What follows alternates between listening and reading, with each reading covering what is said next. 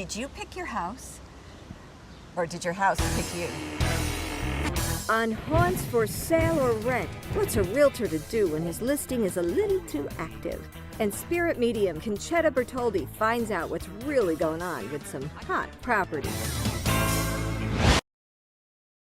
Hi, I'm Lisa, and we're in the village of Nyack, New York, and that's just 20 minutes from the George Washington Bridge.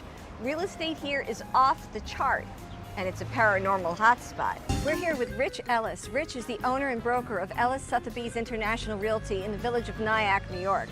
Rich is here to tell us about one of his fussiest clients. She was so fussy about her ghosts that they even wound up in court. So Rich, now tell us about Mrs. Ackley. Mrs. Ackley was a very unusual client. Mrs. Ackley claimed that she had 3 ghosts in her house. The situation was really unusual. We had a listing, a beautiful turn-of-the-century Hudson Riverfront home.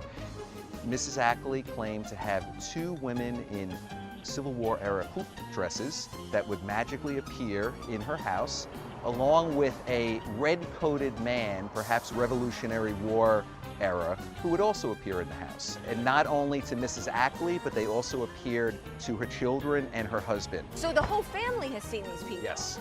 And they would interact with her family. I think she had 3 children, and she and her husband. So they all coexisted? The ghosts were really part of her family. That's crazy. Now what happened when you went to sell the house?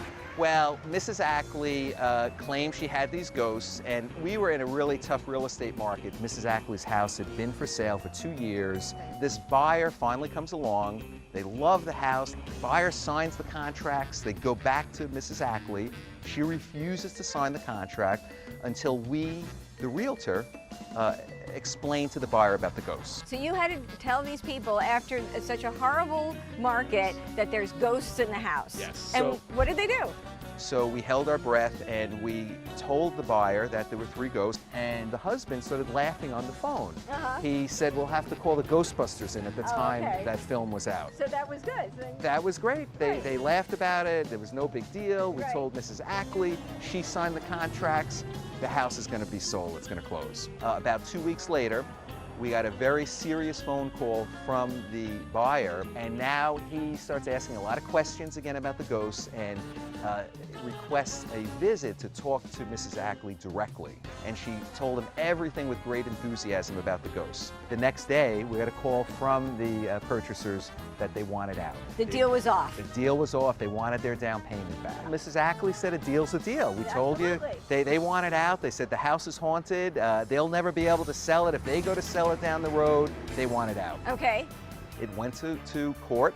We were sued as the broker, and the seller, Mrs. Ackley, was sued as well. It settled out of court. Mrs. Ackley kept about half of their down payment. But the amazing thing really was that New York state law was changed as a result of the sale.